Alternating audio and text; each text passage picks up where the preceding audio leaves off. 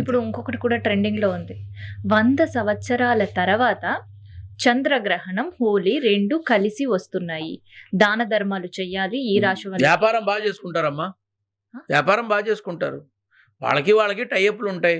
ప్రతి గురువుకి వాళ్ళ ఫాలోవర్స్ ఉంటారు. వాళ్ళ శిష్యులు ఉంటారు. మరి గురువులు నమ్ముకుని పెట్టుకున్న షాపులు వాళ్ళకి వ్యాపారాలు కావద్దా? అంతే కదమ్మా. ఇలానే ఇంతకు ముందు కూడాను గురువుగారు షష్టాగ్రహ కూటమొస్తోంది, ఇలా జరుగుతుందంటున్నారు, అలా జరుగుతుందంటున్నారని నువ్వు నన్ను అడిగావు. తెలంగాణలో ఇంకో కూటమి వస్తుందేమో కానీ ఏ షష్టాగ్రహ కూటమి వల్ల వచ్చే చండాలం ఏమీ లేదు. అవి రాను వస్తాయి, పోను పోతాయి, మనకు వచ్చే నష్టాలేం లేవమ్మా, అందరం ప్రశాంతంగా ఉంటామని చెప్పా. అదే జరిగింది. ఏమన్నా కొత్తగా జరిగిందా? అలాగే ఇది కేవలం ఎవడు చూసి వచ్చాడమ్మా? 100 సంవత్సరాల క్రితం వీడు బతికుండి తెచ్చాడా? ఉన్నాడా వీడేమన్నా? వీడికి తెలుసా 100 సంవత్సరాల క్రితం వచ్చిందని? ఏదో పుస్తకంలో ఉంటే ఇది చదివేసి దానికి 4 కలిపేసి ఒక మంచి మిక్స్డ్ వెజిటబుల్ పలావ్ పెడతారు అక్కడ. వేరే ఏం లేదు. గ్రహణం సమయంలో మా అమ్మగారు చెప్పినట్టు కొన్ని పనులు చెయ్యొచ్చు, కొన్ని చెయ్యకూడదు, అంతే.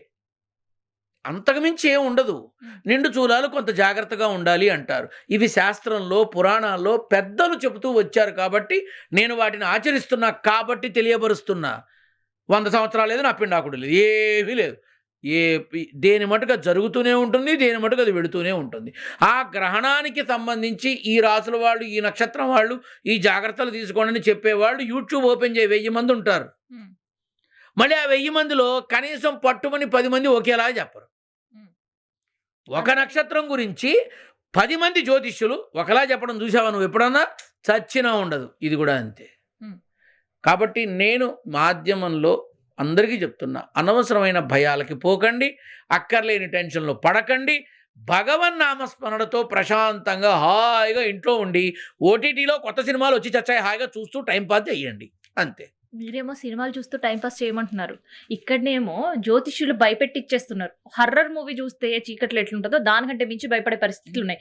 ఈ రాశుల వాళ్ళు ఖచ్చితంగా ఈ దేవుడి జపమే చేయాలి, గ్రహణం పట్టం నుంచి విడుపు వరకు. తర్వాత గ్రహణం విడిచిన వెంటనే మీరు ఈ ఆలయాలకు వెళ్ళాలి, ఈ దానాలు చెయ్యాలి.